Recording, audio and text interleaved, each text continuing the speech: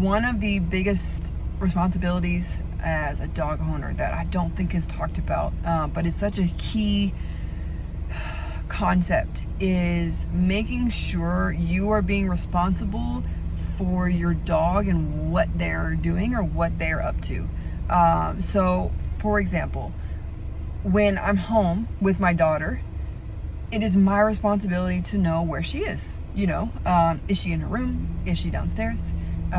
Is she in the living room? Is she in the backyard? Is she in the front yard? At all times, I subconsciously know where she is, typically what she's doing, because it's my responsibility. It's not even just because I'm being overprotective. It's because for her safety. At any moment, if she is left unoccupied, something could happen. Whether she gets into something on accident, something falls, she gets hurt, she's outside and someone's trying to take her. Like, these things are real.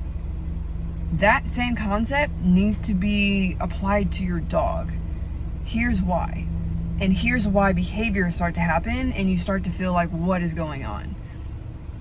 A lot of times when you just let your dog in the backyard and then you go inside for hours at a time, you are not being responsible for where your dog is, what are they doing.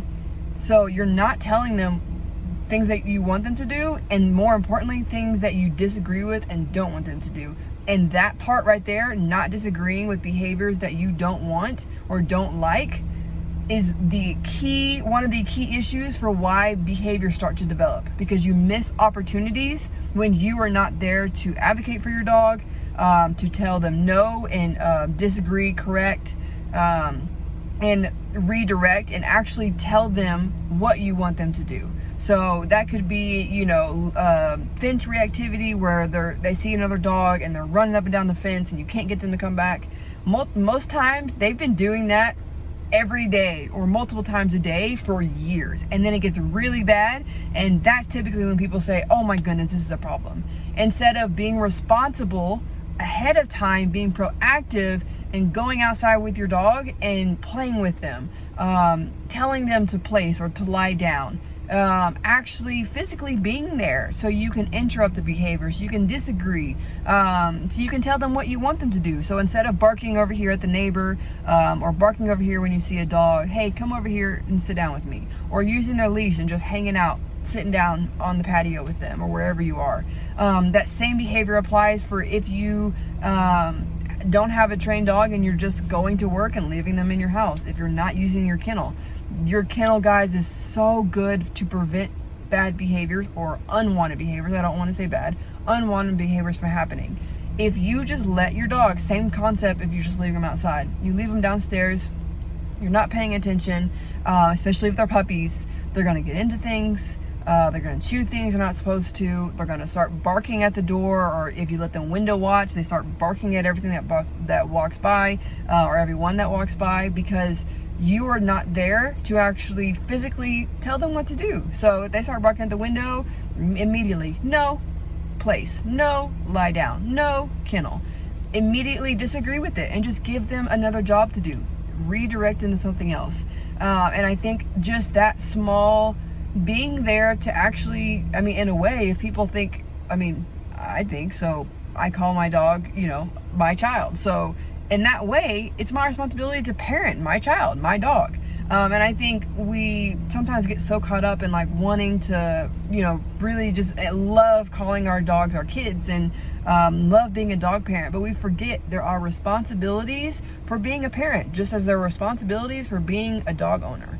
And so when you really start to learn just those small moments, because those small moments of not giving your dog something to do, so having them relax, telling them to place when you have someone come in so they're not rushing up on people, telling them no, to not jump, and actually putting them on place or putting them in the kennel so they relax. And if you're not doing that on a consistent basis, you start to build those like, okay, my dog's jumping all the time, or, my dog's barking all the time, or my dog chewed up something in my house. Well, it's just because you're just not paying attention to your dog in the moments that actually matter. And this does not mean you don't care about your dog. It's just meaning there are just small moments that really add up over time. And that those become the bigger issues of like, oh my gosh, we need help. instead of just being preventative, just like I am with my daughter, just making sure I know where she is, what she's doing. If she needs help, it's just like, hey, here's what you can do instead. It's the same thing for our dog. Hey, instead of jumping on people, here's what you can do instead. Instead of barking at the window, here's what you can do instead. It's literally just that small and consistent of redirecting, parenting, of leadership. That's where that leadership comes in, of like, hey, let me show you what I want you to do. So that way I don't get frustrated, I don't get overwhelmed, I can relax, and I can truly enjoy being with you, whether that is just by ourselves or whether that is with company coming over.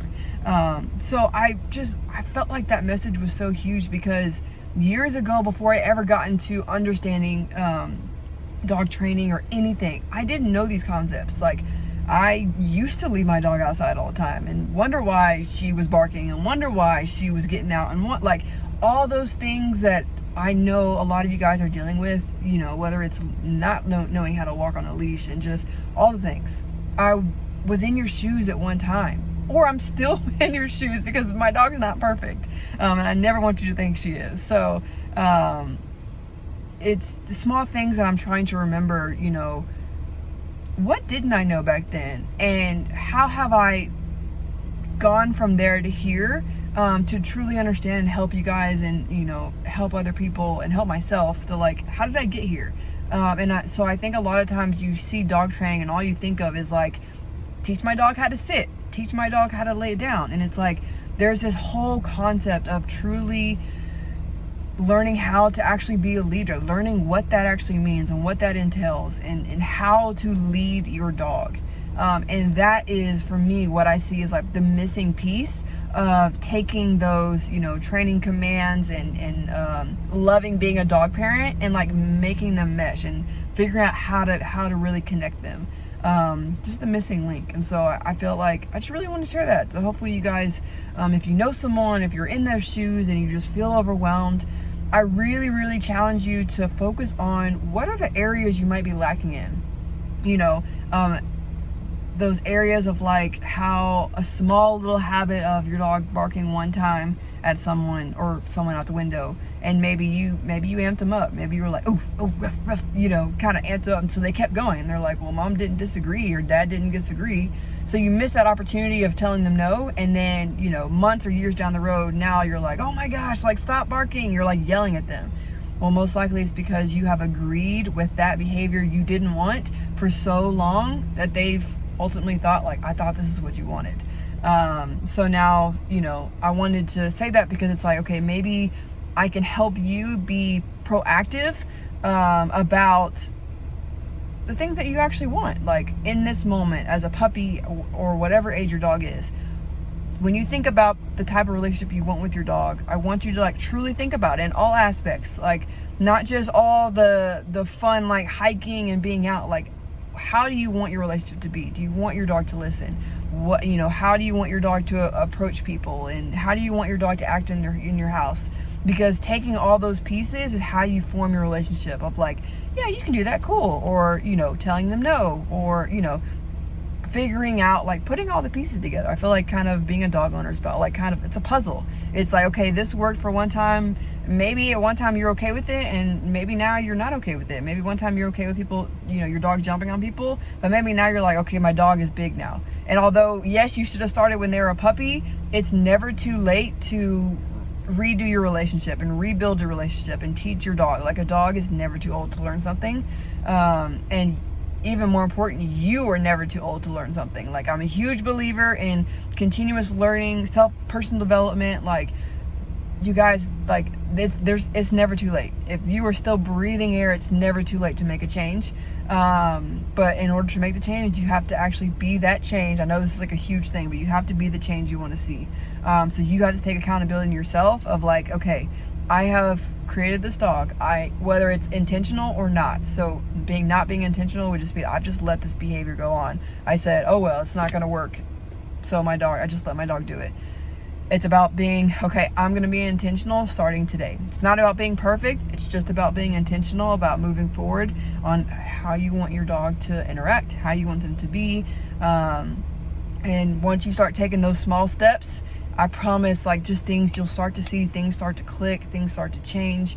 The energy overall changes. Your dog starts to understand you better. But there are rough moments. I'm not gonna lie. There are rough moments. There are frustrations. I get it. But it's a part of the journey, and it's about learning. And if you didn't know before, now you do. So it's like, now's time to make the change.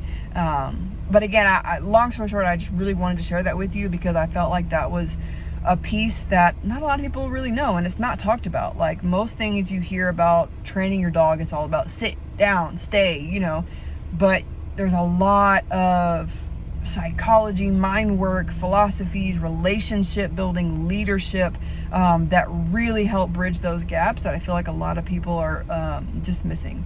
So I just wanted to share that. But that's it. Hopefully, if you enjoyed, let me know. If you ever have any other questions, just also, again, let me know. I do my best to, like, any experience I've had, stuff I've learned from other mentors or trainers, or anywhere. I really tried to write it down or let you know or make a video so it can help you, because I know it's helped me. And if you are on a similar journey, or if any way I can help you at all, I want you guys to know this, because I believe I'm meant to, like, share this with you guys. Like, I don't think that I should hold back any information if it can help you and your dog, or, you know, in your life. So that is it. Hope you guys have a great day.